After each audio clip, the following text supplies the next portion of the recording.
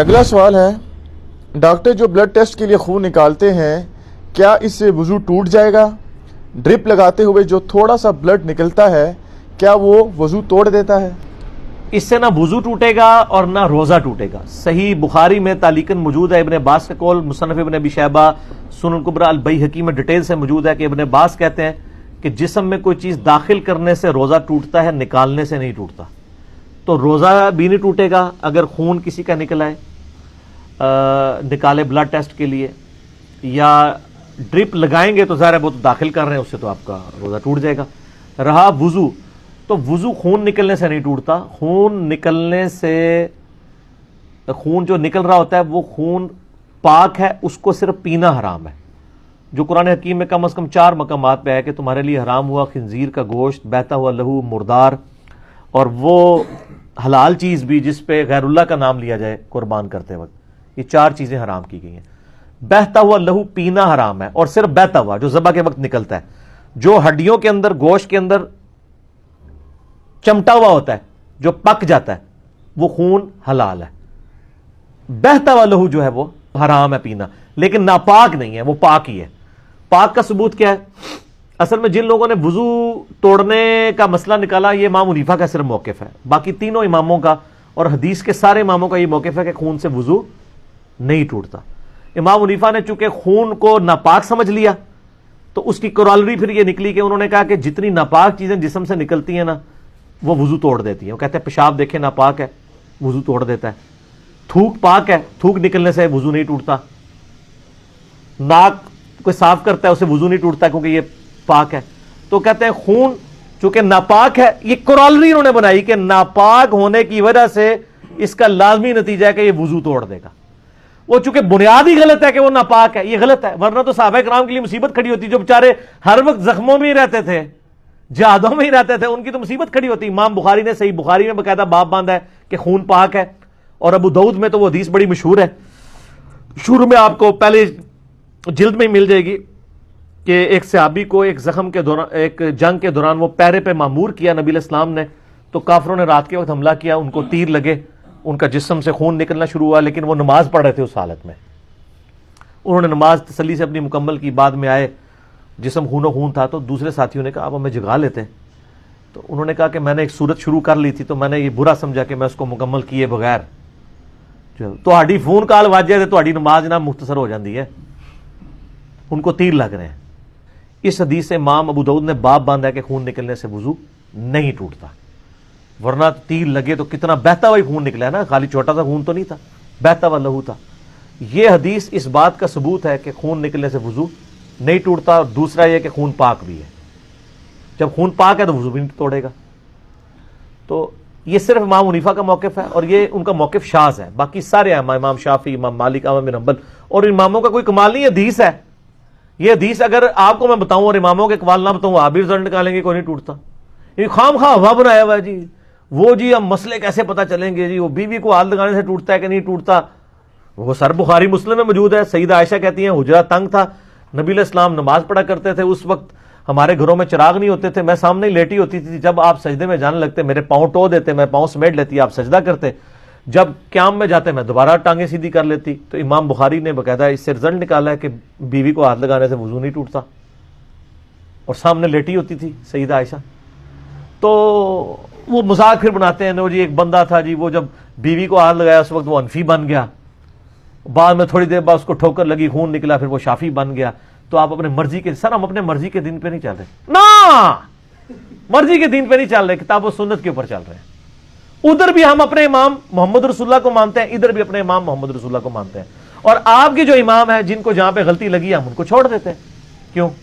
کیونکہ نام ہے بابی، نام ہے بابی، میں ہوں مسلم علمی کتابی، خام خواہ مذاق بنایا ہوا ہے۔ اور یہ اتنے ڈرپوک ہیں اس طرح کے مسئلوں میں کہ فضائل اعمال کے اندر عرض کر دیں، انجینئرنگ بھی تھوڑی بہت کرنی چاہیے نا۔ فضائل اعمال میں صحابہ کرام کی جو ایک کمٹمنٹ کے اوپر جو واقعات انہوں نے نقل کیے نا، اس میں یہ بھی واقعہ نقل کیا ہے کہ نماز میں ان کی کیا کنسنٹریشن ہوتی تھی۔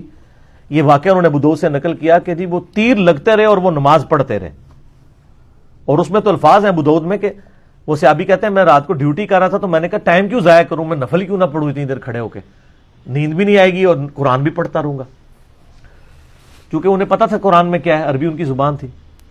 اچھا یہ انہوں نے واقعہ لکھا کہ جی وہ ابو داؤد سے، واقعہ تو ٹھیک ہے، تیر لگتے رہے، نماز پڑھتے رہے۔ اچھا اینڈ پہ انہوں نے فے ڈالی، ایک چھوٹی سی فے، فائدہ یا فساد۔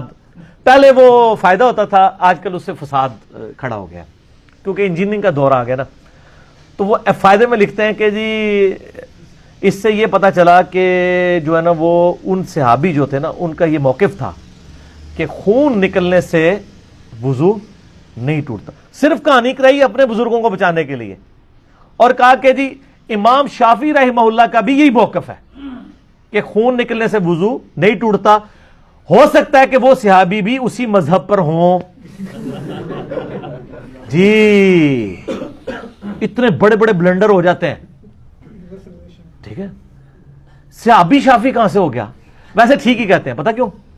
جنہوں نے لکھا ہے کہ حضرت عیسیٰ علیہ السلام فقہ حنفی پہ عمل کریں گے، ہائے ہائے ہائے نا اڑتے ایسی ایسی گلا آنی کہ تو ہر بندہ پوچھے گا کہ ساڑھے بزرگ کتنی کہانیاں پا کے گئے نے۔ قاضی ثناء اللہ پانی پتی کا نام سنا میں نا، اس کے اوپر بڑا حنفیوں کو مان ہے کہ جی یہ وہ صوفی تھے جو عالم باعمل بھی تھے اور صوفی بھی تھے، اور ان سے بھی بڑا جس پہ مان ہے وہ انہی کے بزرگ ہیں آگے پیچھے 1034 ہجری میں مجدد الف ثانی، جنہوں نے اپنے آپ کو خود ہی 1000 سال کا مجدد ڈکلیئر کر دیا تھا، شیخ احمد سنندی۔ انہوں نے اپنے مکتوبات میں لکھا ہے اور پانی پتی نے بھی نقل کیا ہے، اور مکتوبات میں لکھتے ہیں، وہ ہم جے پی جی بھی لگا لیں گے، انہوں نے اپنے مکتوبات میں لکھا ہے کہ ہمارے بزرگوں نے تو کشف کے ذریعے دیکھا ہے کہ حضرت عیسیٰ علیہ السلام بھی جب اتریں گے نا قرب قیامت میں، وہ بھی فقہ حنفی کے اوپر عمل کریں گے۔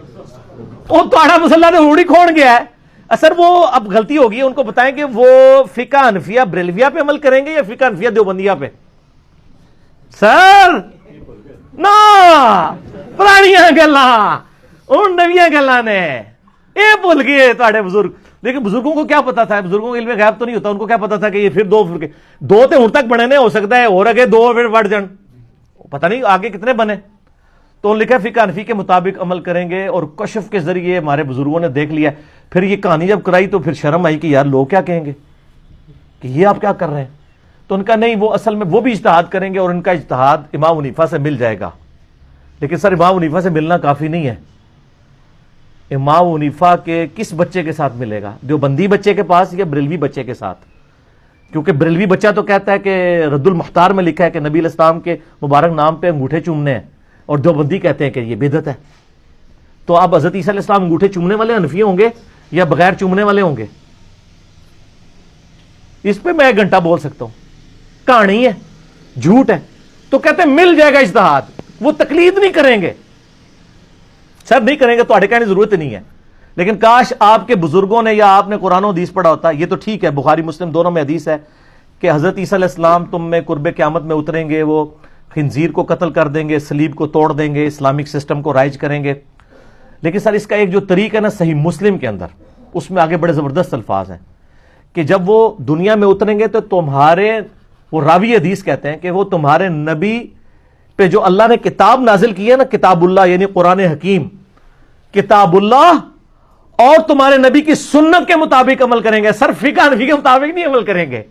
سر یہ جو 2-4 کہانیاں میں نے ان کی ایکسپوز کر دی اور آپ دیکھ رہے ہیں میں ہر ویڈیو میں کر رہا ہوں، یہ سر وہ ایٹم بم ہے جو ایک دفعہ ناگاساکی یا ہیروشیما پہ گرا ہے نا، تو جاپان جو اس وقت سپر پاور تھی نا اور جرمنی، وہ گھٹنے ٹیک گئی تھی امریکہ کے سامنے، اور ہم ہر لیکچر میں یہ ایٹم بم پھینک رہے ہیں کہ آپ کے بزرگوں کا یہ حال ہے کہ انہوں نے کہا کہ عیسیٰ علیہ السلام بھی فقہ حنفی پہ عمل کریں گے۔